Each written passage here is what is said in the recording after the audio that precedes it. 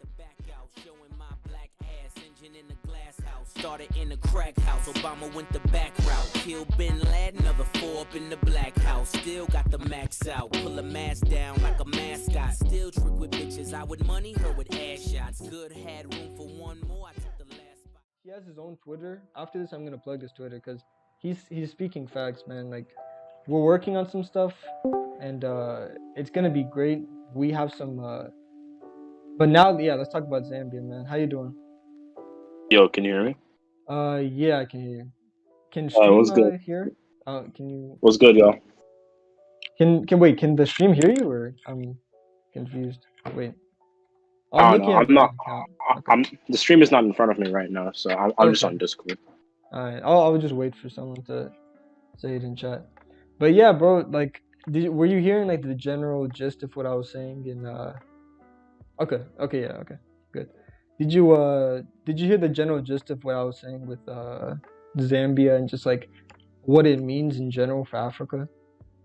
Yeah, like I mean, I just hopped on, but like on Zambia, like I'm excited to see like the developments that are going on in Zambia because the Socialist Party in Zambia, like although they didn't win per se, I think being, I think they were like fifth in the elections. Yeah. They Yeah. got like a good number of votes, and I think that's really good for a new party. I think this party formed in 2019.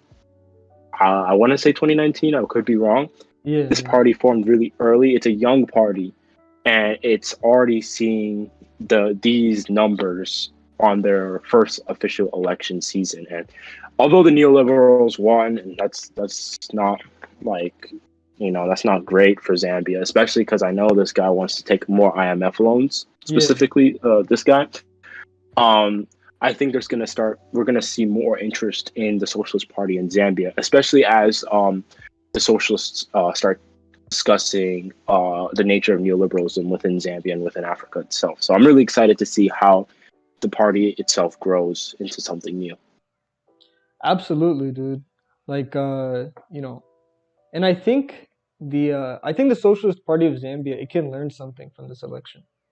Like, they You definitely can. themselves, they're Marxist Leninists openly, right? They're open socialists. They openly want to change radically the system, right? While this guy, Hilachema, I think the guy in the UPND, he is like the most status quo politician ever. And it's even worse because he wants to take more IMF loans, more privatization, more, like, Yeah, anti-state, anti-people, you know, legislature. And he can literally get the most landslide victory in a free African election, right? He can get one of the biggest landslide victories by appealing to populism and anti-corruption. And I think like yeah. this A lot of it. anti-corruption Yeah. arc that these parties Hmm. can do, it's literally like the most powerful thing ever. That's what they should be doing in Angola. That's what they should be doing. I mean, that's the EFF have been doing that, right? Because the ANC have Yes. been in power for like 30 years at this point. Not like, And yeah, apartheid still exists. there's a lot of corruption within the ANC. Economic Yeah, apartheid is still a thing. The EF or EFF, they've been mostly focusing on like mining issues, like the issues of like the working class, like miners and stuff, and that's yeah, where a lot of their popularity grew up, and that's why they're the third largest party in South Africa right now.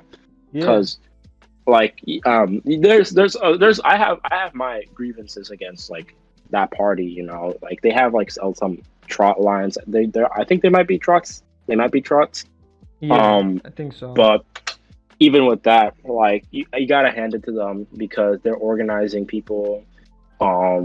They bring in the numbers, and they're always growing every single election, and especially with the current protests going on in South Africa right now, I think the party's only going to become more and more popular. So that's definitely another party that we should be looking at. Yeah, I mean, absolutely, dude. Like, I think the EFF. No, actually, I was gonna say something before about you saying like they're Trotskyist.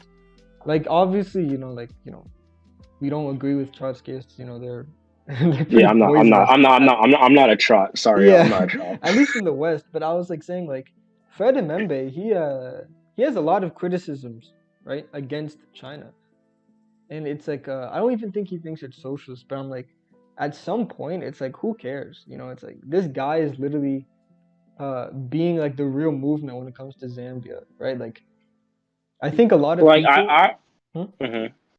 No, I'm no, not no. too sure about. I didn't hear anything about like his criticism on China or anything, but like I know that he understands that, like, for example, China's not doing imperialism in Africa. Yeah, yeah, yeah. I think he understands that, and he understands the importance of uh an Africa-China relationship. He understands that importance, especially with African countries starting to grow. And I think that's important. Whether of course, everyone has their criticisms of China. Like that's, I think, even like the most like Marxist-Leninist parties are gonna be critical of China. Even China is critical of China sometimes. Yeah, yeah. The most important part about any socialist party, like I think, is how they build socialism in their own country, and Yeah, exactly. what Because how that gets thrown and built into their own or their own material conditions. I think that's the most important yeah, I part. was about to say it's Um, like people don't like the EFF, especially these parties in the third world, right? Who form these parties literally out of material necessity. You know what I'm saying? Like the EFF, I'm pretty sure it was literally it got its main support from miners who were literally like losing their lives in huge amounts mhm. because like the terrible Yeah, conditions. Like they join these parties out of material necessity, right? It's like the EFF didn't choose to be Trotskyists for no reason. It's like there's been an obvious like conscious uh decision to like choose like this this alignment with Trotskyism. And I think there's people within the EFF who disagree, who are still accepted into the party, right? Because I think the EFF. yeah. They're not like. I don't think it's like the EFF is kind of like they have a lot of different people within the party. It's Like like I've big seen, tent like, socialism. yeah, it's pretty. It's like I've seen people who have more of the strict trot line. They're like very anti-Stalin, but I've seen more people who are lenient. People who are have like pro-China. Yeah, yeah, I've yeah. seen there's there's a lot of varying ideas of like, and just like I think that's something for like every socialist party. There's going to be a lot of different people who have different like interpretations of ideology within those parties. But I think it's up for the EFF and other parties to figure that out.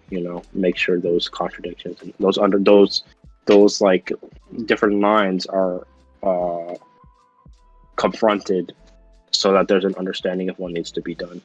Yeah, like I was gonna say, like the EFF, like Malema himself, right? Like he's been like one of the biggest. He's probably the most important socialist in Africa right now because he shows like there's a possibility, right, where you can unite literally every strand of the disaffected, the downtrodden, any brand of socialist. You know what I'm saying? Like he shows that at least within Africa that unity is possible. And I think the EFF, like after 2025, which is their election, I think, right? The Hmm. There's gonna be like a major discussion, like what will like the post Malema EFF will turn into. Like there's like like when Mao died and when Stalin died, like there's a Yeah. very everyone holds their breath. You know what I'm saying? Like how will the party react? How will the party change? Like for Hmm. China, like it ended up well, right? Like Deng Xiaoping got in power and stuff like that. But with Stalin, right? It's like we got Khrushchev and stuff. So it's a Yeah, very we saw the decline of the Soviets. yeah, yeah, yeah. Whereas with China, we saw the beginning almost of China. We saw the Yeah, growth. the I'm not the beginning of beginning of modern China, but China. we saw the birth of something, marking the success of China, like China's upward growth.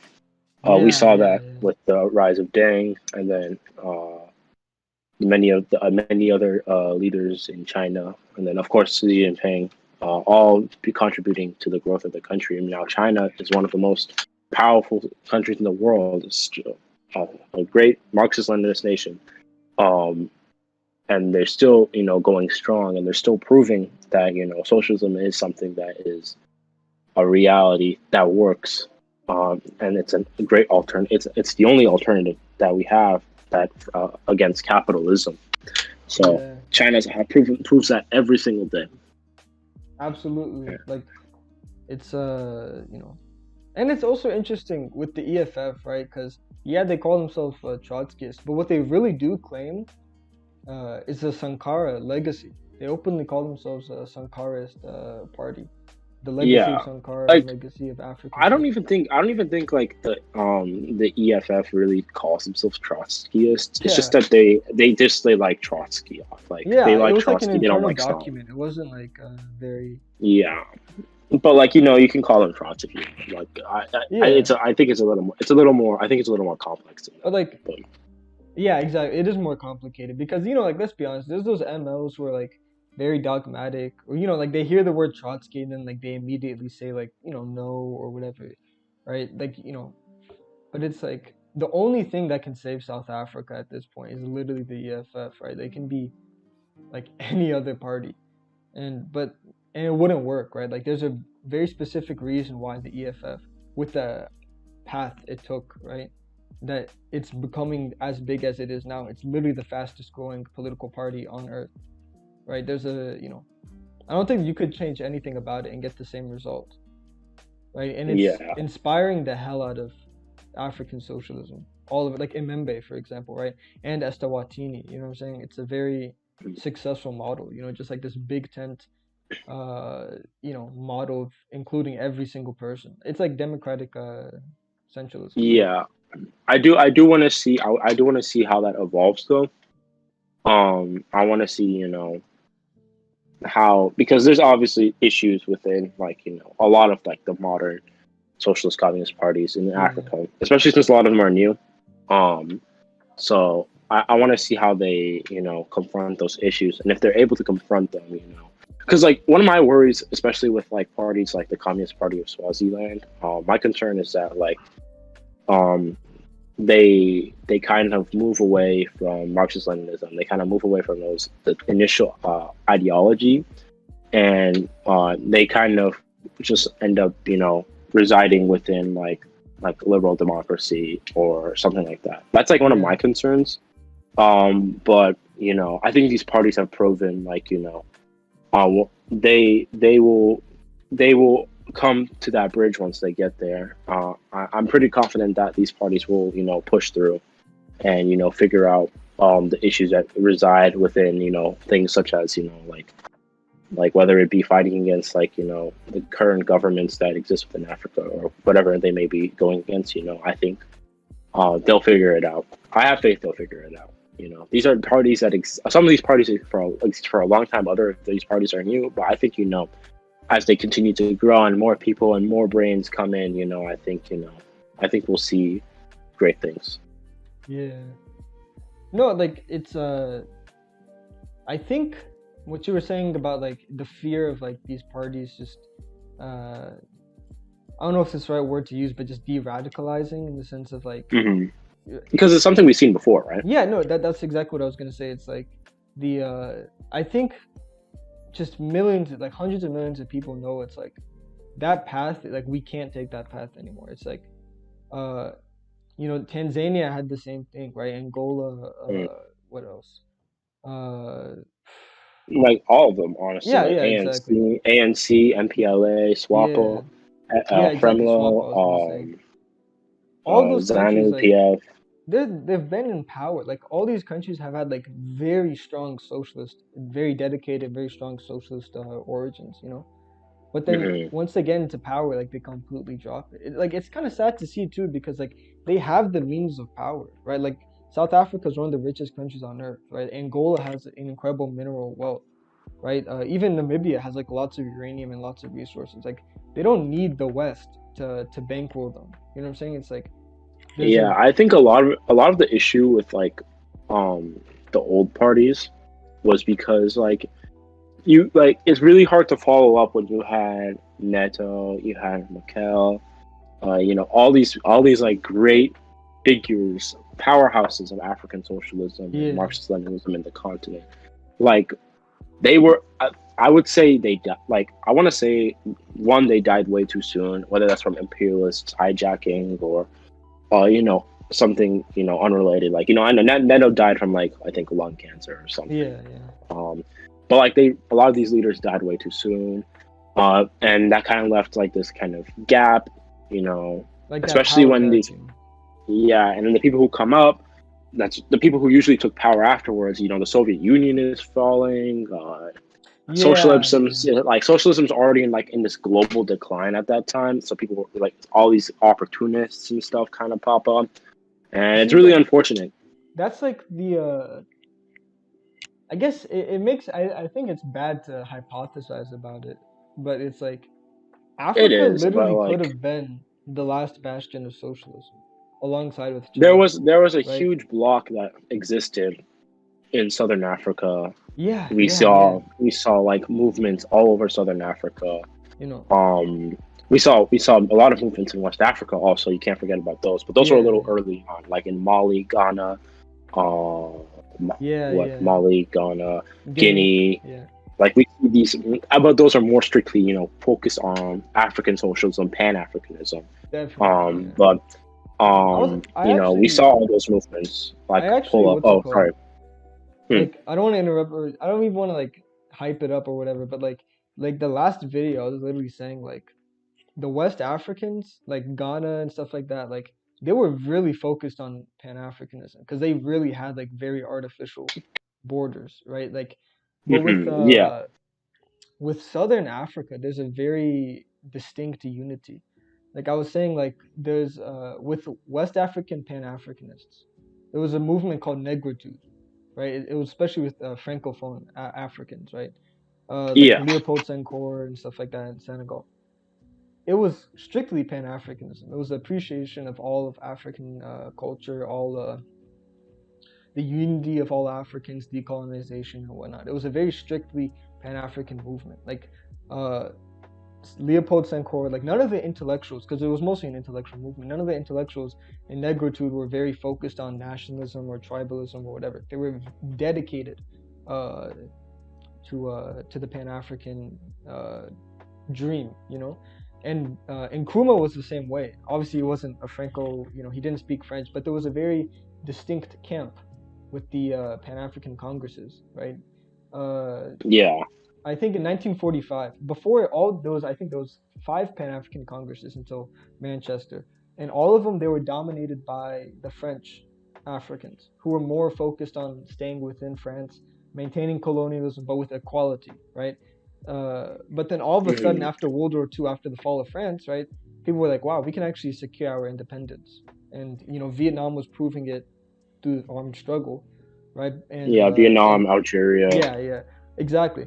So, you know, in Nkrumah, there was a wing of a very radical wing, right, in the Pan African Congress that just completely took over the Congress. They didn't even invite the Francophile Africans, right? It was just dominated by the the English speaking West Africans, right? And they drafted up a resolution, and it was complete. It was the most radical hmm resolution for Pan Africanism in history, right? And it was dedicated for the unity of Africa. And it was the same thing with Negritude, right? But with Southern Africa, it's a lot different, right? Like Samora Machel or Samora Machel, he was a nationalist in the sense of he was dedicated to the national liberation of Africa, of course, but also Mozambique specifically. Angola has a thing called Angolani Daji, which is it specifically pertains to like the cultural emancipation of Angolans from Portugal, from all of this stuff. So it's I think like with Southern Africa, it's more centered around nationalism, much more than West Africa, and I think East Africa had the same thing with like actual socialists, right? With like because he had Barry, yeah, he was a nationalist, but he was also like you know a crypto fascist, right? So I Yeah. don't know. I Barre guess is I something went on a different. tangent there, but But yeah. Sorry, I'm eating also, but no, you get you get. but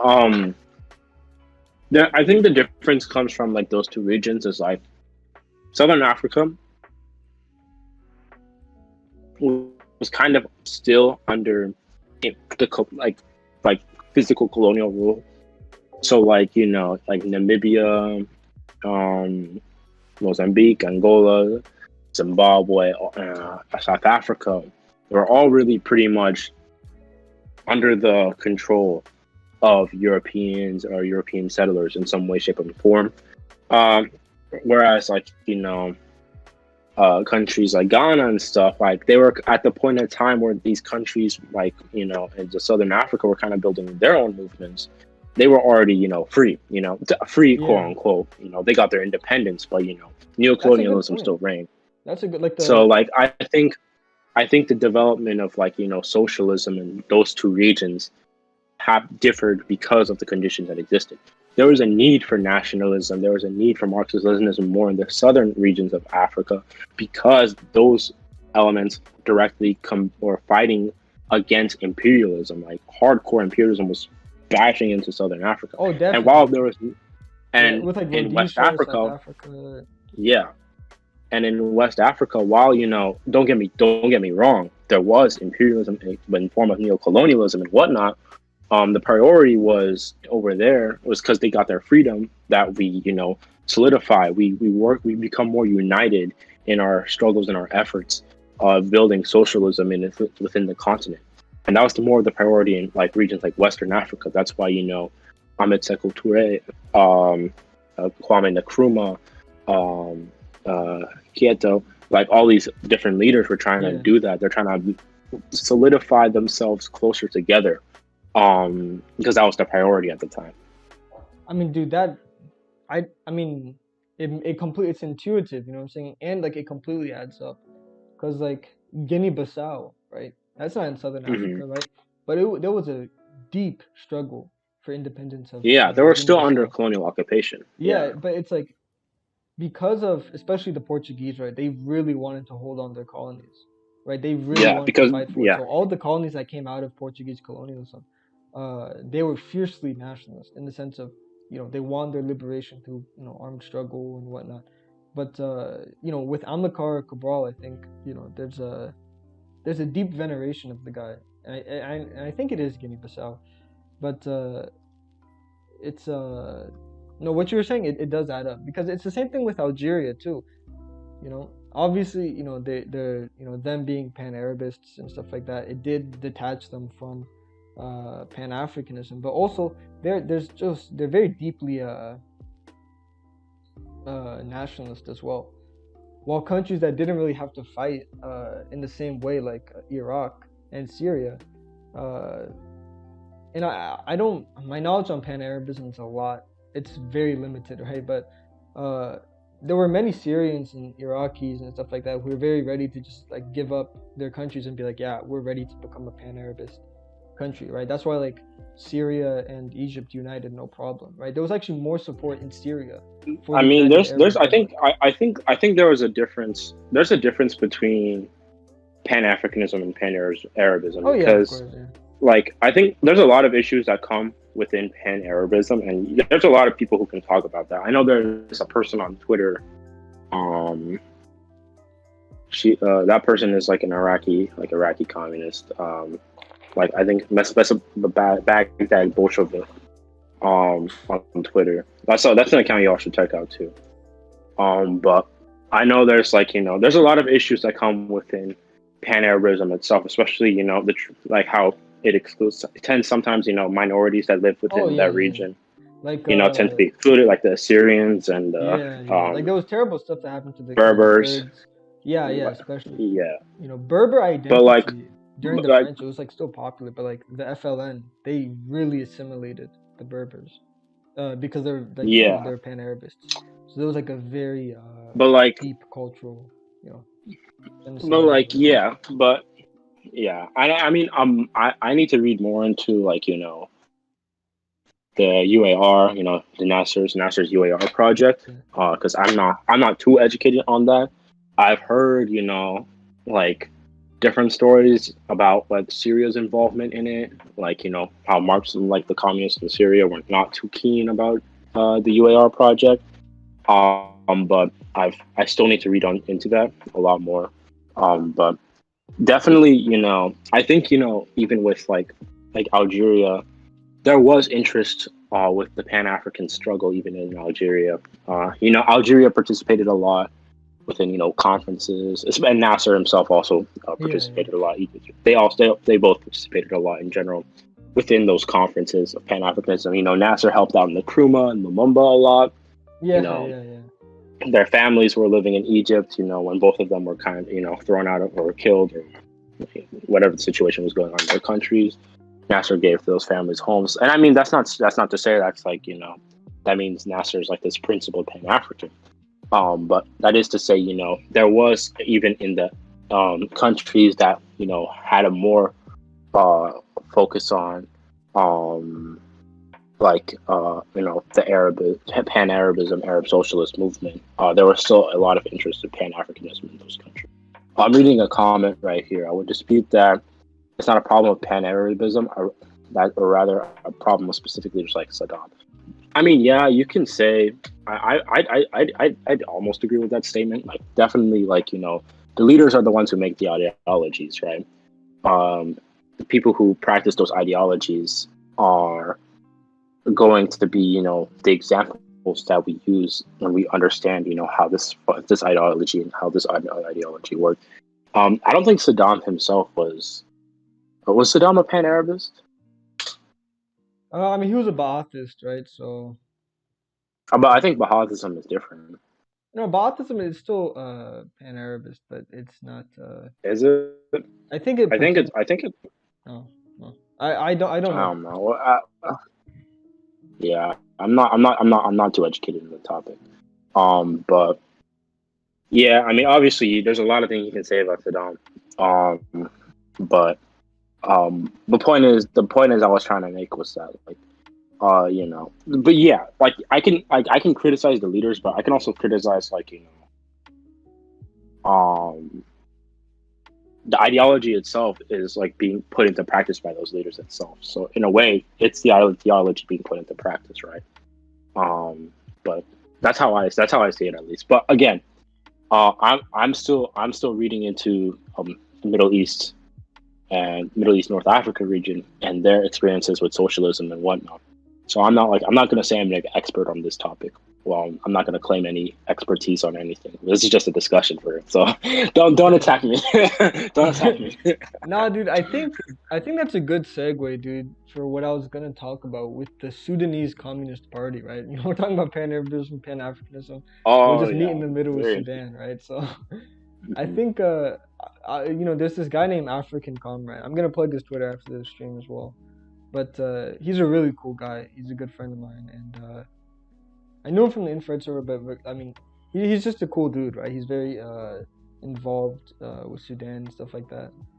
So, he was telling us actually about the Sudanese Communist Party, and he gave me some reading material. And My bad. we're definitely gonna get him on stream, I think, whenever he has time. Oh yeah, that'd be a good discussion. Yeah, but I came across this like really interesting part in this book he sent me, I guess. And it was just about how like the Sudanese Communist Party, like, they're very organic. You know what I'm saying? It's not just like a bunch of like students going around saying like we want communism in Sudan, right?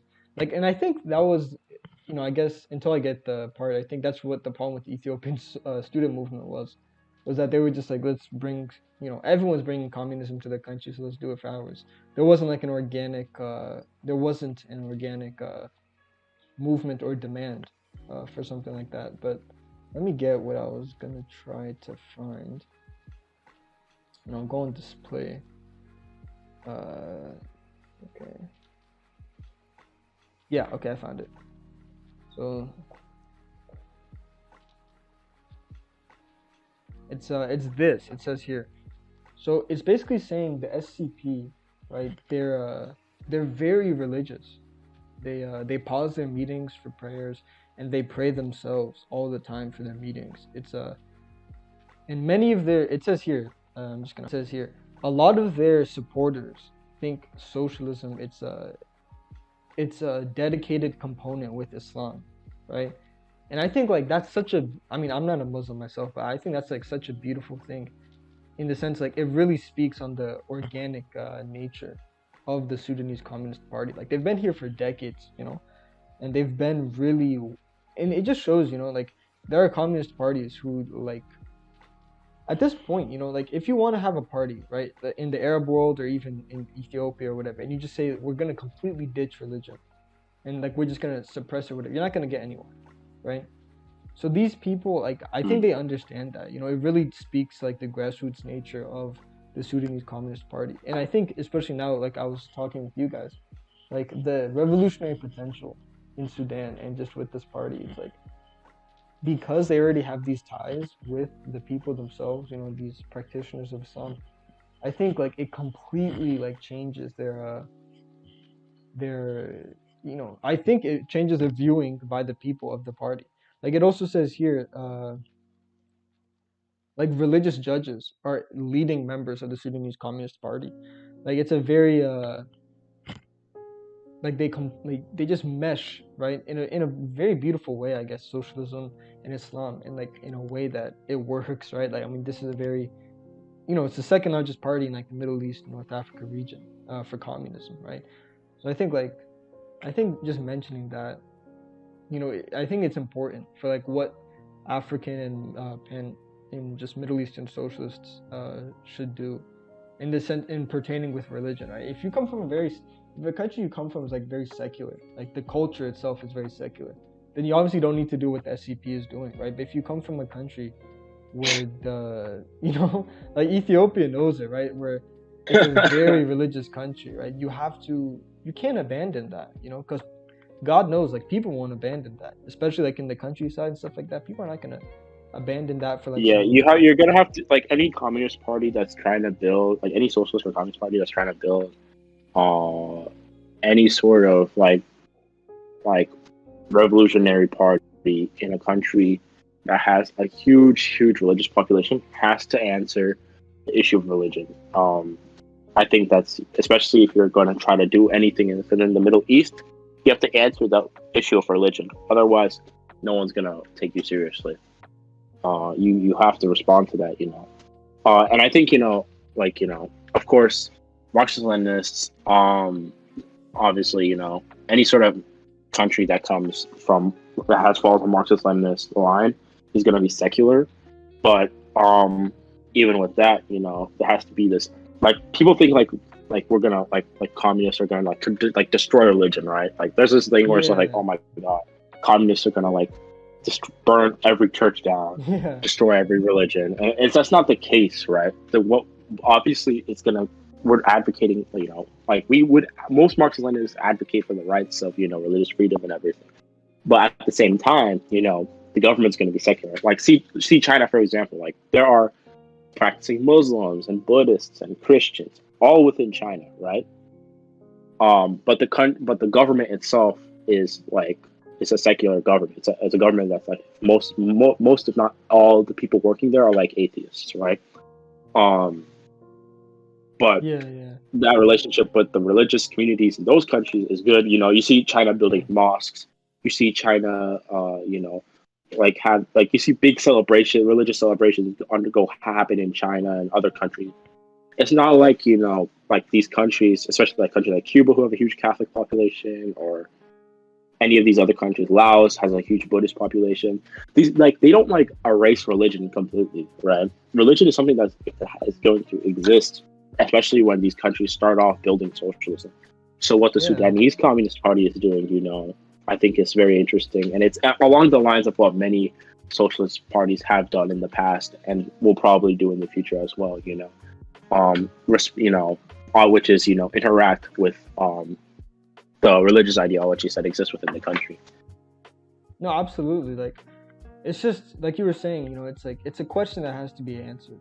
It's like, and it's more about like if you take power, it's a lot more different, right? But even then, like China Yeah, still has their deep respect for the religions and also just the peoples that make up the country, right? But like us, right? And it's not just with the immigrants, like just genuine regular people. Like look at these look at like these quintessential proud Democrat, or like these Hassan likers or whatever. Not even as a, well, I mean, I don't watch the guy, but it's like there's a disgust, right? It's not it doesn't become a popular movement, right? And especially like when like they do all these like crazy stuff, Like you'll never see that happen in Africa. You know what I'm saying? Because like there's a very I think these movements know about that, right? Where we have to develop like a certain reverence of the traditions that have made us who we are, right? And I think Yeah, Nyere did exactly. that with Ujamaa, especially, right? With the Yeah. ideology of Ujamaa. hmm Understanding the nature of African traditionalism within the country and applying socialism into it, and Yeah, yeah. building something out of that is something that a lot of socialist projects have attempted to do. It's with Tanzania, as you said, that's the biggest example through Jama. Obviously, Pan Africanism applies a lot of that kind of stuff as well. Mhm. Nkrumah, Sekou Touré, like these like figureheads, and their buildings of socialism. Like Sekou Touré was, a Muslim himself, I believe. Yeah, yeah. So like, and he still like had this understanding of those traditions that existed within his country, and attempted to build Pan Africanism, uh, and socialism. And I think that's a testament to see how Africans, like we're not gonna just like throw away like culture and tradition and everything. Yeah, it's unnatural, you know what I'm saying? It's still gonna exist, but we built socialism, and pretty much as you said, yeah. So, and yeah, like just reading that, and like what you were telling me, how it's like the second largest party in like Communist Party, like Biden in Somalia, dude. That's actually something I wanted to talk about because this is huge. Like, What's going on? Give me the details. I got you, dude. Give me the So details. Biden basically called up airstrikes on Somalia, right? And they've been doing it for years at this point, but there's we should look at it through the anti-imperialist lens, in the sense of like ANISOM or whatever, the African Union mission. It's not peacekeeping anything, it's like it's killing innocent Somali farmers, it's looting goat herders and stuff like that. It's an occupying army, right? It's literally just reaving through the country. It doesn't fight Al-Shabaab. It literally retreats when they fight Al-Shabaab, right? So it's a terrible force for the country. The Ethiopian, Ugandan, and Kenyan mission, I think. Yeah, so honestly, I'm not sure. Like, I feel like people like to make the comparison. I've seen like some like pro American military interventionists Somalis say, like, oh, what's going on in Afghanistan is going to happen in Somalia. But let's be real: is the American military really actually doing anything helpful whatsoever in fighting Al Shabaab? No, they're not really doing anything. Instead, they're uh, bombing the hell like indiscriminately, and civilians are dying. This is something that even Amnesty reported. Like they literally reported that civilians have died from U.S. bombing. So like if you got Amnesty on your ass, I think that should be telling that like this is probably a pretty failed operation also. Yeah. But the situation in Somalia is really dry, like it's really fucked up. You got the neoliberal government kind of like on their head. I don't even know if they know what they're doing for real. You got Somaliland is like basically its own country at this point. Yeah. They're It's doing a their very own thing. convoluted mess. And Puntland is just Yeah. I don't even know hyper what's going on there. autonomous. Puntland I don't even know what's going on there. very, very autonomous. I don't think they pay like marginal taxes. Like they have their own military and everything. Like I'm from what I understand, it's a very precarious position in the sense of like if the central gov steps too far against Puntland, they're just gonna be like, we have the guns, we have the tanks, like we're just gonna declare independence. You know what I'm saying? So it's Yeah. it's a balancing act, with Puntland. Uh, and what I was gonna Yeah. say is that with Biden's airstrike, what makes it even more weird, right? Because we already know about the occupying army, right? But Mhm. also add that up with the fact that the place they bombed, the Galkayo, there's like minimal Al Shabaab in it. There's not even like I've Yeah. talked to Somalis about it. Like they're saying like they've visited that place like last year. You know what I'm saying? Like it's not there's nothing going on in Galkayo, but the government still bombed it. You know what I'm saying? So it's like it's a very weird thing because they're in Al Shabaab. They're mostly in this place called Gadedo. No, not Gadedo. But dude, I mean, Somali state names are hard to say, and also I don't want to say some false info, but the Biden administration, like, they just hit like a wrong spot, like, simple as, like, and it's kind That of sounds scary because that's it's like, about what I expect from the U.S. military. yeah, but it's like, That's about why did exactly they what I do that? expect. It's like, because we all know, like, the U.S. gov and its imperialist allies and stuff, like, they're trying to press soft power in the Horn of Africa, right? Because the Somalia has a ton of oil, like a Yes, they also have a huge lot of amount of uranium. oil. Also, I They believe. have a huge. It's minerally rich. Because of the Yeah, unrest in Somalia, like, they've never been able to exploit it. But Somalia is a very, very rich uh, country when it comes to mineral resources. And unfortunately, like, we see in Angola, right? Like, we see in even in Venezuela, right? Until Maduro, right?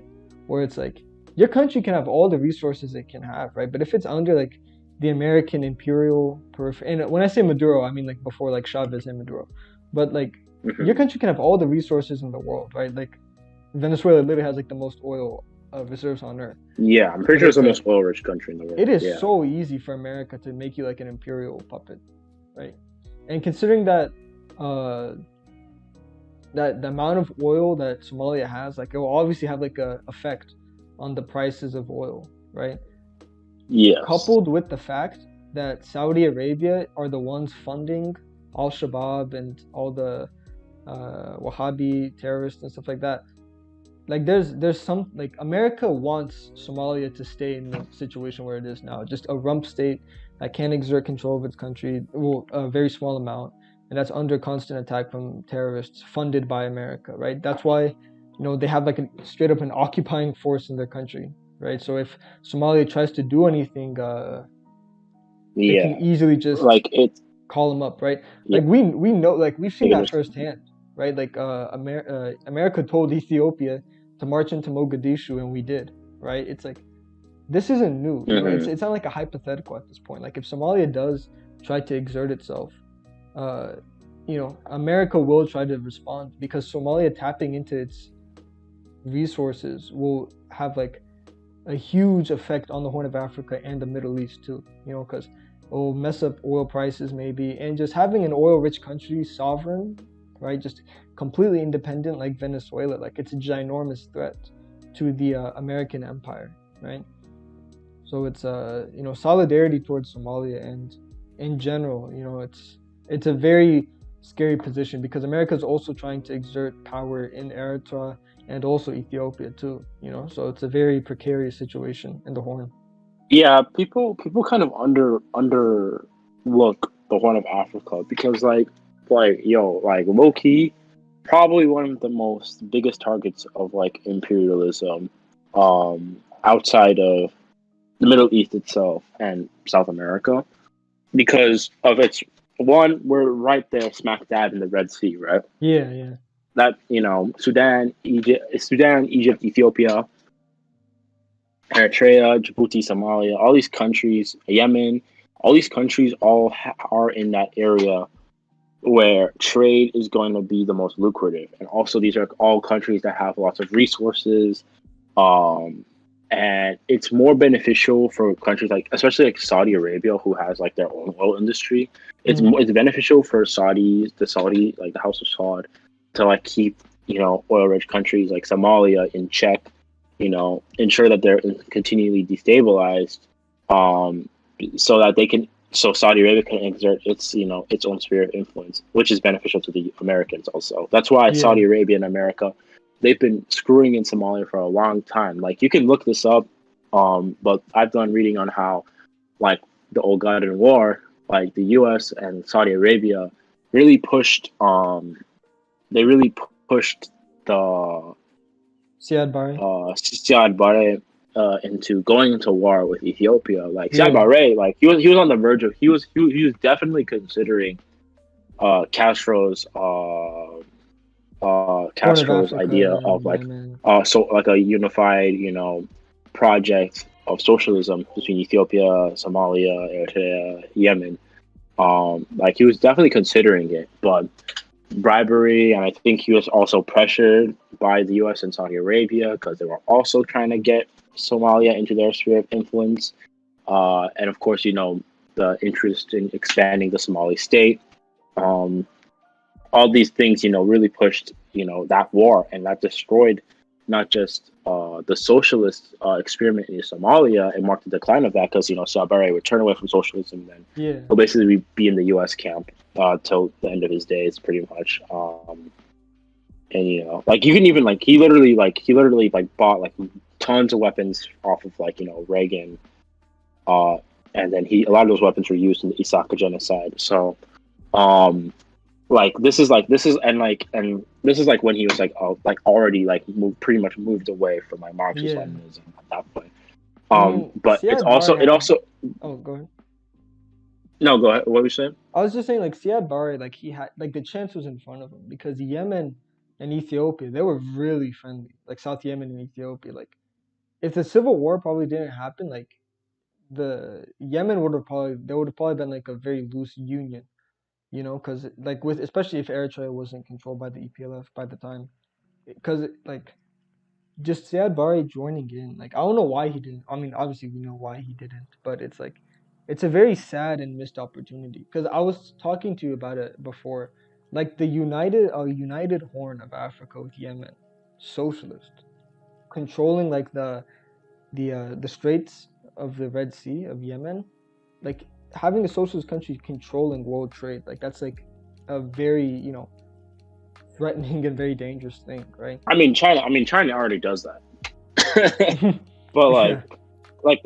the idea of controlling maritime trade is what scares the Oh yeah, yeah. West, I mean, right? And that's that's why why. there's a lot of pressure put on countries that are in these lucrative trade routes. Ethiopia, Somalia, like Yemen. Like these Yeah, are yeah, all countries that are currently undergoing some sort of crisis right now. What Yemen has the civil war, that is pushed by the Saudi Arabia's government. There's also Somalia's civil war, and now we have Ethiopia, who just recently had their own new civil war. But even before then, we had civil war before. So we're seeing now, like these countries, like if these countries, work together and solidify themselves, they definitely are a threat to U.S. hegemony in the Middle East region. I mean, Um, that's why like the successor to Nasser, right? Nasser, he was an anti-communist, but he was more pro-Soviet than America, right?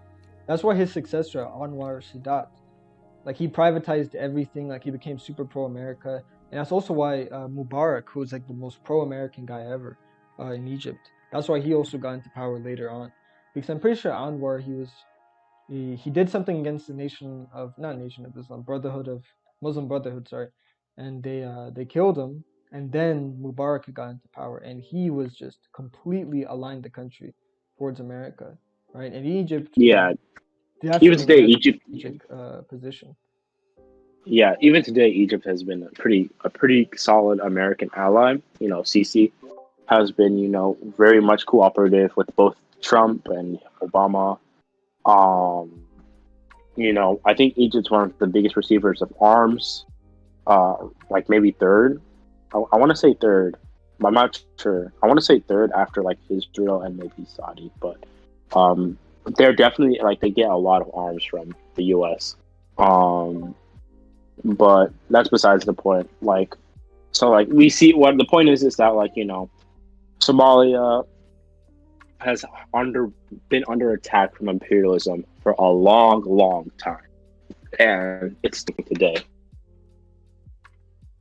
Yeah, I And we're mean, seeing Biden continue this long era of having this presence, and we're just seeing, honestly, this is just a continuation of that long history of yeah, imperialism yeah, towards Somalia. definitely. Like it's just yeah, like you were saying, it's not unprecedented, right? Just Hmm. yeah, well, this was a good conversation, but I think I'm gonna end stream. But yeah, guys, check out his Twitter. But other On than my that, Twitter. yeah, I'm yeah closing down Oh, shop. okay, yeah. Follow Ethiopian Communist. Follow also Hidase. Yeah. That guy's pretty cool. I heard a lot of good things about Hidase. I think Yeah. that guy's pretty cool. Yeah. Dude, Um, by the way, last thing. Did you hear like Ethiopia's trying to make their own social media?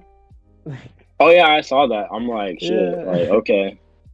Like, So yeah. obviously, the Facebook and Twitter shit pissed them off Yes, a sir. lot because like the TPOF, Yeah. like people posting, all the diaspora, they're like, fuck the diaspora, bro. Yeah. They're Yeah. they're done with the diaspora at this They're point. They're down like, bad. y'all Yeah. talk way too The much. diaspora is down bad though. Like the government is correct there, dude. Like the diaspora is. They're pissed for real. The diaspora's very angry. It's all the wrong takes too, because it's just like Mellet supporters, Abi supporters, Wayane supporters. You know what I'm saying? It's like, but Yeah, that's it's a gonna mess. change It's a mess. soon. It's a mess on Ethio Twitter. Yeah, It's a mess on but it's Ethio gonna Twitter. change soon, bro. Because we got some stuff, you know, me and you, and we're gonna get Oh that stuff. yeah.